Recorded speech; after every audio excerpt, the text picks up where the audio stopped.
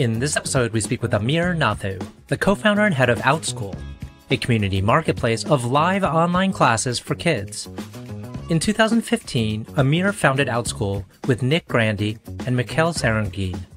The company's mission is to inspire kids to love learning by providing them with innovative learning opportunities outside of the regular classroom. The classes are offered by independent teachers and take place in small groups over live video chat, with assignments and feedback between the live sessions. Outschool has raised over $240 million from notable investors including Tiger Global, Coatue, Lightspeed, and others. Prior to Outschool, Amir was a product lead for Square Payroll and a software developer for IBM. His passion for writing software started at a young age, and he strives to find technological and social levers that can drive positive change in the world. I'm your host, RJ Lumba. We hope you enjoy the show. If you like the episode, click to follow.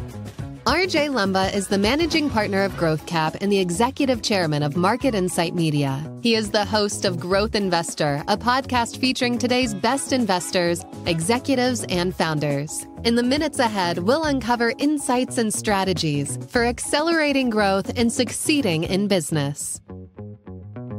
Amir, thank you so much for taking the time to chat with us today. It's a delight to be with you. Yeah, it's a pleasure. Looking forward to the conversation. Where I'd like to start is the product, because Outschool seems to be addressing a problem that many parents have with their kids and how to keep them educated, how to keep them engaged, how to keep them working on something productive during downtime. How did you come up with this idea? Yeah, there's lots of influences to the idea. First off, the way we describe the product is as a marketplace of classes for kids. And these are learning experiences that are outside of regular school, and that's where the name comes from. And the origins of the idea come from multiple different influences, one of which was my own experience and the realization that, as I wanted to have kids when we were founding the company, that while I had a fantastic traditional education in the UK, so much of what I've used in my life and been useful to me, I learned outside of school because of my parents' support with my schoolwork. They were both teachers, but also pursuing those interests outside of school. And I started to realize that there was a gap there, that many kids did not have access to those kind of out of school opportunities that I had, and that gap was going to become more severe with the changes in the world and the changes and challenges in the education system. And because, the other trend we're seeing is much greater parent anxiety and increasing parent anxiety about their kids' education, because they've seen how the world of work has changed, how the world is evolving. And unfortunately, our institutions are struggling to keep up. And it's hard. That's nothing against those institutions. It's just hard to the speed of the change. So the idea came about, well, what if we could offer an incredible variety of learning experiences outside of regular school to allow families to supplement the traditional system? As a parent myself, and I've got two children, they're each involved in different activities, but there's still big gaps. And so during the day, especially in the summertime, where if they don't have a camp, then they're on their screens. But you provide an alternative. One of your children could be on a screen, but they're actively learning something new. What are some of the most popular courses that either the parent or the child chooses? Well, we have some incredible variety of courses, over 100,000 classes. So it's difficult to pick favorites, but we can see from the data, certain classes have just blown out of the water. Things like financial skills for kids, things like technologies, like programming and AI, crossover subjects. So learning critical thinking skills through Dungeons and Dragons or learning math through art are very effective as a way to inspire kids in kind of traditional subject areas by linking it to interests. And of course, all the regular core subjects like, mastering the 5-paragraph essay or learning algebra, because oftentimes, even when kids are motivated and would like to learn a subject, there's just something that's not jiving for them at school. Maybe it's the wrong learning group. Maybe it's they just don't get on with the teacher, and that shouldn't hold them back in order to have great learning experiences. So that's what we achieve by providing that variety. And hopefully I've given you a sense of the kind of classes that we can offer. Super helpful. One of the things that I hear parents talk a lot about is instilling in their child an element of resilience or grit, or learning how to cope with challenges. Do you have classes related to that? Absolutely. We have growth mindset classes. I have a 5-year-old and a 3-year-old, and my 5-year-old's been taking Outschool classes for a while because they start at 3. And one of his classes is growth mindset. And we have classes on grit and resilience and other elements of executive function and social and emotional learning. And what's incredible for me is growing up, I never had access to those kind of classes. It's all, sure, my parents would be key people influencing me, keep going or get started and that kind of thing. And so it's funny. Sometimes when I play video games, sometimes with my young kid, and we take turns. Then when I'm doing the video game, he's going, "You can do it! You can do it!" Because he's learned to build a internal and external voice to offer encouragement, and you can see the value of that. And it's things like that now throughout school, families can have access to at different ages than when they'd be traditionally thought. And parents aren't alone in trying to just provide those skills themselves. They can work with skilled teachers to help. And so conceptually, this business makes a whole lot of sense, but it's not that easy to start it and to execute it and to start seeing traction. What were some of the surprises early on, and how has the idea evolved based on kind of your early learnings about launching the product? Yeah, totally. We had a number of surprises, as you always do in entrepreneurial journeys. And, look, building startups is hard, very hard. And then trying to create a marketplace is doubly tough because it's not just about getting customers, it's about getting customers on both sides of the marketplace. In our case, teachers and families. Good news is, this was my second startup. So I had some ideas of what we're getting in for. And many of our core hypotheses, such as I shared about the need for this, did play out. But there were a number of surprises along the way, one of which was the learning mode. When we started, we wanted to offer this marketplace of out of school learning experiences, but we didn't know what the right format would be. Whether we're going to provide like multiple different formats or whether we're going to focus on one. And we actually started by providing in-person classes here in the San Francisco Bay Area, looking to expand there. It was just like, okay, well, we're going to try in-person classes first, see what we learn. We targeted an early adopter community of secular homeschoolers in the Bay Area. And so what we learned, one thing we saw these families doing is taking online classes on Zoom or Skype. And this was back in 2015 when that concept was less common. And, hiring a teacher and banding together with other families and taking these group classes. So it wasn't just online tutoring, which was more common, but it's like group classes through these online platforms. Well, that's odd. That's a niche within a niche. How effective can it be? And we started to say, okay, we'll try offering these classes through a marketplace. And that part of the marketplace just blew up. And we started to realize, oh, wow, there's something really interesting here. There's something really interesting from a learning perspective because this format combines the best of in-person learning, and that can be interactive and you can see the other participants, with online learning in the sense that you can get access to people and content from anywhere. You're not just restricted to your local area. And business advantages, because it's much easier to get initial scale and liquidity in a marketplace if you're removing a geographical constraint. It's a great business advantages, and economic advantages to all participants because teachers could earn more and families could pay less than with in-person classes because you don't have the logistics and cost of a physical location, or one-on-one tutoring because the cost of the teacher's time is split between families. That was the big surprise, that insight and that learning that we got through experimentation. So we doubled down on those small group live online classes and really saw initial product market fit and scale it up. And then when did you transition over to focusing, or were you focused on children at that moment? Yes. So we were always focused on kids learning. Mm-hmm. And we made that decision very early on just by looking at other players in the domain and recognizing that there was already great progress made in the adult learning domain with the likes of Udemy and Coursera and Skillshare and Lynda. So there was a professional learning sphere that was starting to grow, but that same kind of transformation hadn't happened in kids learning.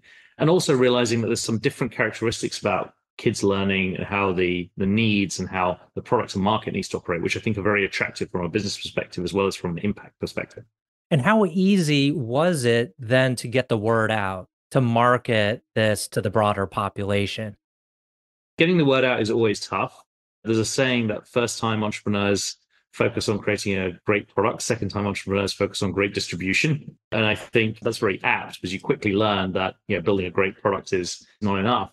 What we very much focused on in the early days was community-driven growth. So what we recognized is, especially within our early adopter community of secular homeschoolers, these were families that talked to each other, that were already networked through Facebook groups or Yahoo groups, and would go on in-person field trips together and in-person meetups, and they also already worked with existing teachers. So we're constantly asking for referrals.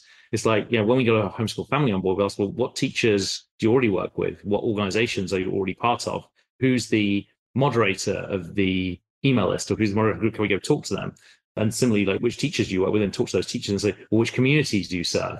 And in each of those conversations, selling the vision that wouldn't it be great if there was this platform that could both make your lives easier today, but also this vision of creating a much more flexible, dynamic education system that could supplement the traditional system, and getting them on board. And that was successful, and to get to initial kind of liquidity and scale. But with consumer products, there can be this idea of, oh, you need to get to like 1 million families, which is where we are now. And to do that, you must do really scalable things from the start. And it really doesn't work that way. Well, there's a famous saying, which comes from Paul Graham, which is do things that don't scale. And so the early stages of consumer startup look more like a B2B startup than you think. It's literally like picking up the phone, going meeting key influencers in your community in person, recruiting the first 10 parents one by one.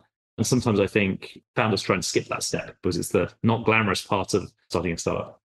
So you mentioned you had an earlier startup, and I'd like to actually go back to your story. Obviously, you're from the UK and you made your way over to the States. There's things that happened in between, but tell us about yourself. Yeah, so I grew up in the UK. I always wanted to be a software entrepreneur or an astronaut, which is kind of a surprising combination. A lot of kids want to be astronauts for fairly obvious reasons. Why a software entrepreneur? Well, my father was an entrepreneur. He ran a small business in electronics. He had an electronics store on the outskirts of London. And so we're always like talking business ideas around the dinner table. And then, software, because I was very fortunate to get access to computers at a very young age, because through my father's electronics store, he was starting to sell these like little gaming machines. And at the time, you had to kind of be on the command prompt and program. So I got interested in software, got interested in programming. And, the two together got interested in software entrepreneurship. And so when I graduated, I worked for IBM for a number of years. That was one of the few places you could do really serious software development in the UK at the time. And then I left to found my first company with a colleague. Made my way out here to the US because pitching for funding, one of the places we looked for was Y Combinator, which was an early stage incubator at the time. And we were accepted into the 2008 batch and arrived here, saw Silicon Valley, realized that this was the best place in the world to create software-based and internet-based companies. I moved out here thinking it'd be a few years, and 15 years later and 2 American kids later, still here. And I can talk more about the twists and turns with my first startup, but ultimately we were acqui-hired by Square. And I spent a couple of years at Square as a product leader, building out their Square Payroll product, which is still part of their product line today. Fantastic time, pre-IPO. It was just like an incredible time of growth, and then moved to found Outschool. What do you think is the hardest part about being an entrepreneur? I think people underestimate the kind of grit and the emotional, psychological toll of starting any kind of new venture, but also one that's designed to try and grow really, really fast, which is, what a startup is. Because, and, some of it boils down to the rest of our culture and our education system, right? We grow up and are taught in a way and are part of institutions where we're shielded from the market, and people don't realize how much they're shielded from the market unless they're embarked on entrepreneurial venture. And also where there's constraints, there's kind of lanes and you kind of operate within a certain lane. But when you release those constraints and just have to make it work, it's not about getting the grades, or it's not about operating those constraints. It's like, solving the problem and in direct contact with the market. It gets really, really tough, and frankly, weeds out people really, really quickly. It's not for everyone. I don't think people appreciate the kind of difference. Even if you do appreciate the difference and listen to podcasts like this and are thinking of doing it, it's one thing to kind of be told, and it's another thing to experience it. Now, you've raised quite a bit of capital and you've got notable investors. First question related to this topic is, when did you decide to bring in capital? Like, what did you see in the business that told you you were ready to bring in substantial capital?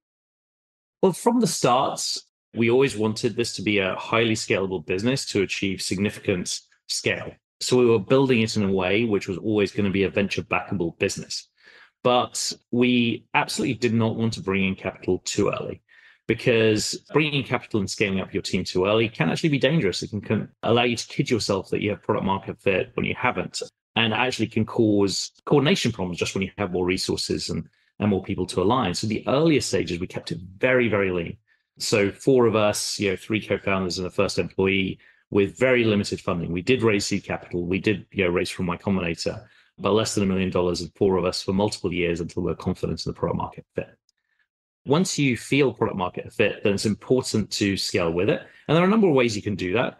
I advise entrepreneurs to always never be dependent on external capital, to always skirt that line of being able to chart a path to profitability, because capital markets change. Investors may not like you for whatever reason, and that doesn't mean that you're not investable or it wouldn't be a good investment. They have their own biases and issues.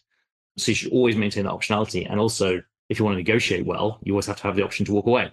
So it's possible to scale quickly without necessarily venture capital, but there comes a point where you say, this might be valuable to go raise capital. And for us, it was when we started to see very fast growth, and not only were the products ready for that growth, but also we had growth flywheels going. Our marketing started to work. We weren't only reliant on this very manual community marketing anymore, and we wanted to invest more in that. And our retention curves were flattening, which meant that you always get some drop off, like some customers try you and you're not a good fit and they leave and you get some churn. But then after a few months, you see the retention curve flatten. Those customers who remain stay for a long time. And that's a key signal of product market fit. And so when you see those 2 things, when you have some kind of growth flywheel that's starting to work and you want to put fire on it, and your product is retaining customers well, that's the time when we really started to scale up our investment. The second part to my question related to investors is, have they provided value beyond financial capital? Yes, though I would say, it's mixed. And investors will sell you this, right? Because when they compete with each other, and one of the ways they compete is my dollars are better than the other person's dollars because I personally, as an investor, have experience, so I can help and advise you. Or my firm has these capabilities, such as like help with recruiting or these networks or help with PR. And I think what you have to remember as entrepreneurs, this is a sales pitch with a lot of incentive to aggrandize what it is. And, I think it's true that bad investors can really damage a company. But, it's hard for even great investors to have that much influence. Ultimately, it's on you as a founder, as a CEO. And yes, you can get the advice, and yes, you can try and leverage your investors, but it's not something to be relied on. So I tend to advise entrepreneurs, pick great people, and we've been very fortunate, some great people around the table. Pick great people who you think you can work with well and you think you can provide value, but moderate your expectations. Realize it's mostly on you. And secondly, do not compromise on control terms, because you might be wrong. You think this is going to be great, but you're going to be in this relationship with an investor for 10 years or plus. You're going to go through some hard times. You're going to go through times when your interests as a founder, or even the company's overall interests, are in conflict with certain investor interests. And so even if you think everything's great, never compromise on control terms would be my advice for entrepreneurs. If you had to pin your success or accomplishments to date on one attribute, what attribute would that be? It's akin to saying, what is your superpower? Well, I'll caveat this and I'll tell you what I think. I think it's very hard to be successful entrepreneur with just one thing that you keep hammering on. So I think it's multiple things, but the core for me, and I believe many successful entrepreneurs, is, you could call it politely, grit. Another way to put it is bloody mindedness. Just like a refusal to accept challenges as not being possible to overcome, an ability to keep going even in the toughest of times. It's not the only thing, and it can get you into trouble if that's all you've got, but it's absolutely necessary in order to make a venture successful, and especially in complex markets like education and with marketplaces. You seem to have been a first mover, or maybe one of the first movers in your space. Have you seen other competitors come in since you started? There's plenty of activity in edtech. There's a massive wave of new companies around COVID, because we founded well before them, but then there was a sudden interest in online learning. And now there's a new trend with AI companies starting. No one's succeeded in scaling a marketplace in K-12 education to anywhere close to our scale, offering online learning. So we don't have like direct competitors, but in particular subsegments of our marketplace, like tutoring. There's Varsity Tutors, which is an established incumbent, and there's many startups focused on one vertical. But we see our role in the ecosystem as a marketplace is actually trying to like coordinate these companies. So in many cases, we're not competing with them. It's more like we're seeking to partner with them and have them offer their services through our marketplace. Mm-hmm. Okay, last two questions. One is, can you tell us about a person who has had a profound influence on you? Yeah, there's multiple people that spring to mind. I'll say one which is maybe unusual in the tech entrepreneurial ecosystem, because many people point to famous operators or investors. But I'll point to, I never met the guy, but I'll point to Larry Harvey, the founder of Burning Man. What he achieved was to create a very unique movement that is completely on its own in terms of like what it is. It's hard to categorize, that has changed the world in many ways. And the ideas, whether or not you attended Burning Man, not many people do in the grand scheme of things, but the ideas coming out of it and the influence is incredible. I just love the framing of startups as being about trying to create a movement to drive change as being the core of it, as opposed to being about technology or business or all the things. Yeah, I think the technology and business, in my view, are tools. And it's about creating that movement towards change is for me, the core of how I approach startups. And I think many people admire approach startups. And I see him as almost like this analogous character to Paul Graham, who also is an incredible like thought leader and visionary and has created a movement of how to create startups within the startup ecosystem. But Larry Harvey is underestimated as an influence on the world. I could name many more specific to Outschool, like Jennifer Carolan at Reach Capital, who was such a visionary and was investing in edtech before it was cool, and Jeff Ralston, who was the former president of Y Combinator, who has been in education a very long time and very influential in terms of my motivation and thinking about education. So many others, but I'll leave it there. Excellent. Last question. Can you tell us about a charity, cause, or other endeavor that you're passionate about? Yes, absolutely. I'll say two. So outschool.org, we have a nonprofit wing to Outschool. We found it during the pandemic because of the realization that in emergency situations, the people who can turn to platforms like Outschool to help with their kids, but that's not available to everyone if they can't pay out of pocket.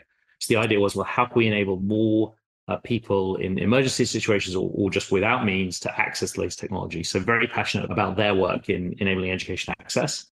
And also, I'm very involved with the situation in Gaza, trying to provide humanitarian efforts and also change the political landscape, given the horrors that are going on there and American complicity in those horrors. And so I'm involved in projects through Tech for Palestine in order to shift the political landscape and provide humanitarian assistance. Wonderful. Well, Amir, want to thank you again for taking the time to chat with us today. This has been a great conversation. Fantastic. It's a pleasure.